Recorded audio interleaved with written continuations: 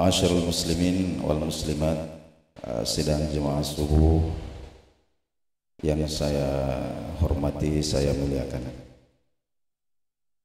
Tema kita subuh hari ini adalah tentang Al-Quranul Karim.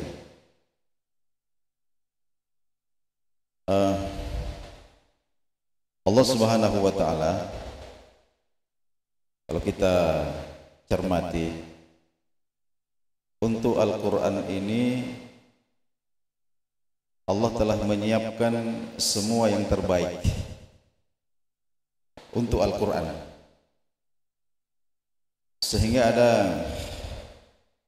pertanyaan, Ramadan ini menjadi mulia karena Al-Quran diturunkan di situ, atau Al-Quran yang menjadi mulia karena diturunkan pada bulan Ramadan. Ya. Jadi yang ikut kemuliaannya itu Quran ikut Ramadan atau Ramadan ikut Quran. Ya. Lailatul Qadar juga begitu. Lailatul Qadar ini kita sudah dengarkan bagaimana fadilah-fadilah, maziyah-maziyah yang Allah Subhanahu wa Ta'ala letakkan di dalamnya itu. Nah, itu Lailatul Qadar dapat itu karena Quran, atau Quran yang mulia karena Lailatul Qadar. Para ulama kita katakan semua kemuliaan-kemuliaan Ramadan, semua kemuliaan-kemuliaan Lailatul Qadar itu adalah berkah daripada Al-Quran. Malaikat yang bawa Quran ini juga bukan malaikat sembarang. Sayyidnya para malaikat. Pun manusia yang diberikan amanah untuk mengemban, mendakwahkan Quran ini bukan juga manusia sembarang. Ini Sayyidul Bashar, penghulunya para manusia. Jadi hadirin muliakan, semua yang berafiliasi kepada Al-Quran ini akan mendapatkan kemuliaan, percikan-percikan kemuliaan dari Al-Quranul Karim. Kemudian Al-Quran ini kita bicarakan dulu, apa makna Al-Quran itu? Akar katanya adalah qara'a, artinya membaca. Dan penggalan kata pertama pada ayat yang pertama itu adalah iqra, perintah untuk membaca. Jadi qara'a yaqra'u qira'atan wa qur'anan. Jadi Al-Quran itu adalah bacaan. Maknanya seperti itu, bacaan. Nah, setiap kata dalam bahasa Arab yang ada tambahan alif nun, alif dan nun, itu menunjukkan kesempurnaan. Jadi makanya yang dipakai itu bukan qiraatan tapi Qur'anan. Jadi ketika kita mengatakan qiraah artinya bacaan, tapi ketika kita mengatakan Qur'anan artinya adalah bacaan yang sempurna. Contoh yang lain, ada yang disebut orang arif, bijaksana, arifun. Tapi ketika arif ini ditambahkan alif nun menjadi irfan, maka itu artinya orang yang memiliki kebijakan yang sempurna. Rahmah, rahmatun itu maknanya kasih sayang. Rohim itu orang yang memiliki kasih sayang. Ketika kemudian ditambahkan alif dan nun, Rahman, maka maknanya berubah menjadi sesuatu yang kasih sayangnya sempurna. Nah, itu Quran seperti itu. Ya, jadi bacaan yang sempurna. Di mana letak kesempurnaan Al-Quran? Hadirin yang dimuliakan Allah Subhanahu wa Ta'ala. Mari kita cek satu persatu. Ada enggak buku bacaan yang seperti Al-Quran? Untuk disentuh saja, kita harus berwudu dulu. Tidak ada buku yang seperti itu. Ya. Apalagi Quran ini yang paling menakjubkan adalah banyak sekali dibaca orang, dan yang membaca ini rata-rata tidak tahu artinya. Itu hebatnya Quran itu. Pesonanya itu luar biasa.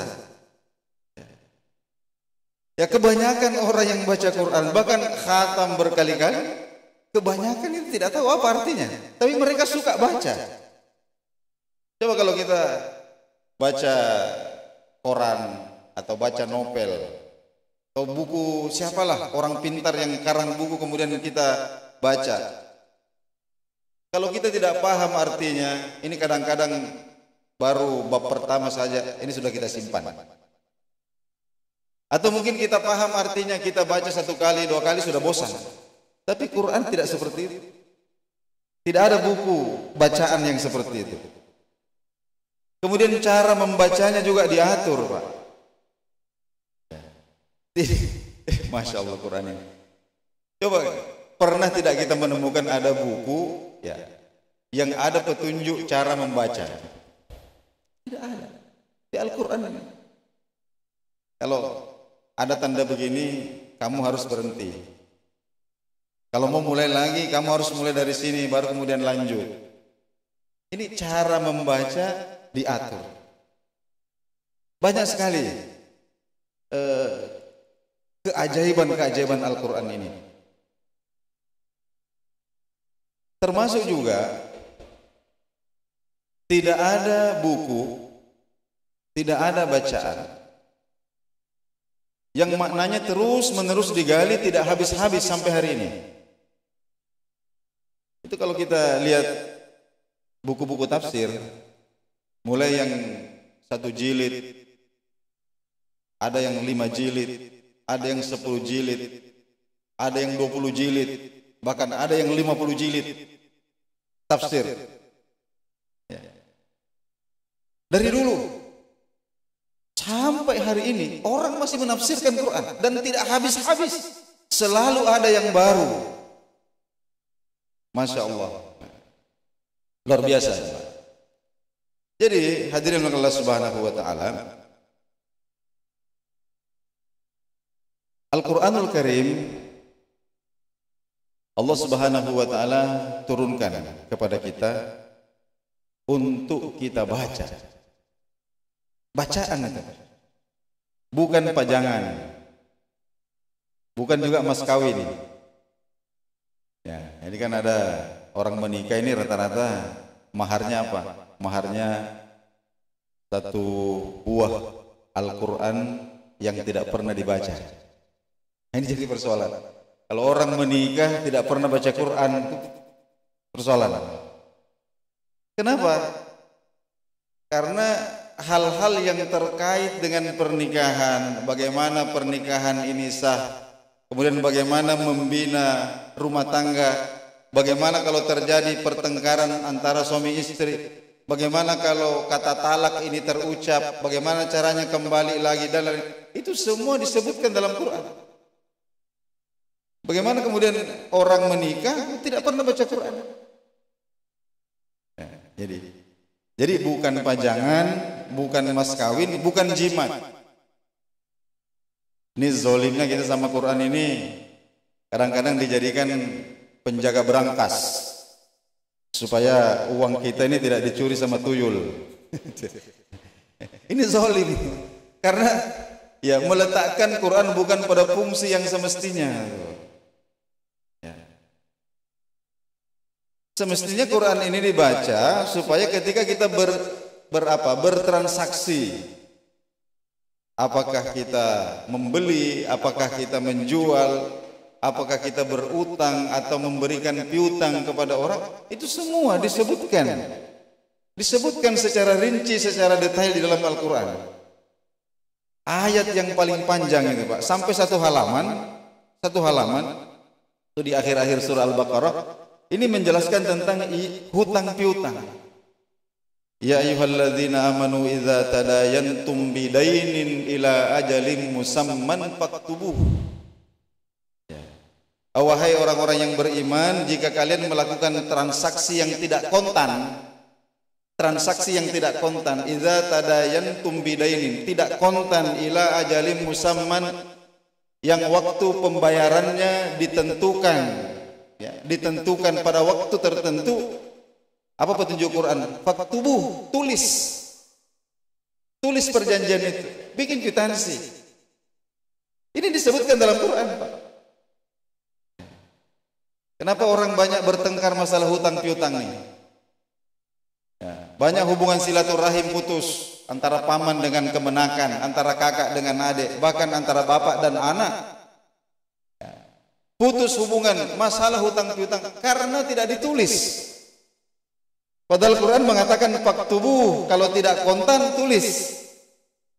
Nah, ini kita baca Quran. Hadirin yang dimuliakan Allah Subhanahu wa taala. Dan masih banyak lagi.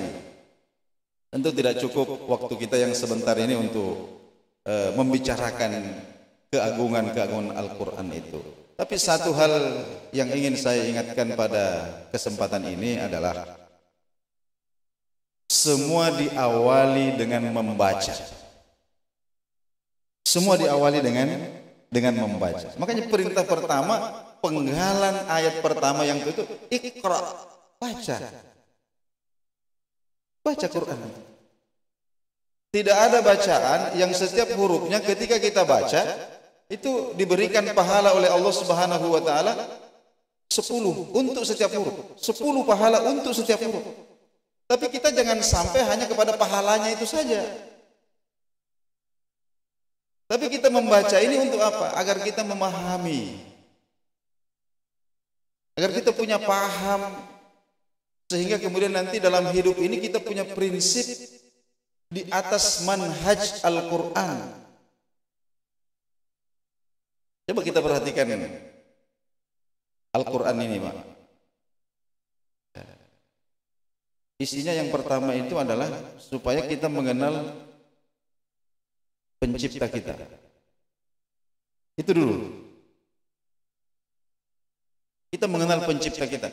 Makanya kalau kita telaah Quranul Karim, ini banyak sekali ayat-ayat di dalam Al-Quran yang mengajak kita, ya, logika kita ini diajak untuk berpikir tentang keberadaan kita ini. Kita ini dari mana sih? Kemudian setelah ini kita akan kemana? Kemudian sekarang kita ada di mana dan ngapain kita di sini? Itu kalau tidak ada petunjuk, itu mulai lahir sampai mati jadi orang bingung kita. Jadi orang bingung. Makanya pertama Quran itu mengajak logika, menantang logika kita. Apa kata Quran? Kalian ini diciptakan atau kalian menciptakan diri kalian sendiri? Khalaqu am khuliqu? Dalam Quran, Pak. Ya. Kalian ini coba pikirkan, kalian ini diciptakankah atau kalian menciptakan diri kalian sendiri? Itu pertanyaan. Kita ingat dialog antara Nabi Musa dengan Fir'aun. Fir'aun ini kan mengaku Tuhan. Ketika Nabi Musa kemudian datang untuk mengajak Fir'aun, wahai Fir'aun, sembahlah Tuhan yang satu. Maka Fir'aun mengatakan, sepanjang pengetahuan saya, Tuhan itu saya. Karena di mana-mana saya pergi, orang sujud sama saya. Saya ini Tuhan. Ya, Tuhan kamu itu siapa? Maka kemudian Nabi Musa menjawab, ini disebutkan dalam Quran, Tuhan saya itu adalah Rabbul Alamin. Tuhan saya itu Tuhannya semesta alam ini yang menciptakan langit dan bumi. Nah, Fir'aun masih ngeyel. Apa kata Fir'aun? Kalau di muka bumi ini sepanjang pengetahuan saya yang Tuhan itu saya. Kalau di langit, nanti saya suruh Haman, wahai Haman, bikin bangunan yang tinggi, yang sampai ke langit. Li'attali'a ila Rabbi Musa. Saya mau melihat Tuhannya Musa. Nah, makanya itu dibangun piramid itu, Pak. Itu dibangun piramid itu supaya Fir'aun itu bisa naik ke puncaknya itu untuk melihat Tuhannya Nabi Musa. Tapi kemudian dijawab oleh Quran itu yang tidak bisa lagi dibantah oleh Fir'aun. Nabi Musa mengatakan Tuhan saya itu adalah Rabbi wa Rabbukum, Tuhan saya itu adalah Tuhanku dan Tuhanmu, wa Rabbu abaikumul awwalin, dan Tuhan nenek moyangmu. Maksudnya begini, kalau Fir'aun itu ngaku Tuhan, terus bapaknya Fir'aun itu Tuhannya siapa? Kakeknya Fir'aun itu Tuhannya siapa? Kan Fir'aun ini baru-baru saja jadi Tuhan ini. Jadi orang-orang sebelum Fir'aun itu Tuhannya siapa? Nah ini logika Quran, Pak. Jadi logika Quran itu sederhana, tidak jelimet. Jadi ketika kita, ini mohon maaf, Bapak-bapak dan saudara-saudara sekalian, untuk mengenal Allah, jangan pergi tanya ke sana kemari. Tanya sama orang dalam tanda kutip orang bilang ahli tasawuf, ahli hakikat dan lain sebagainya.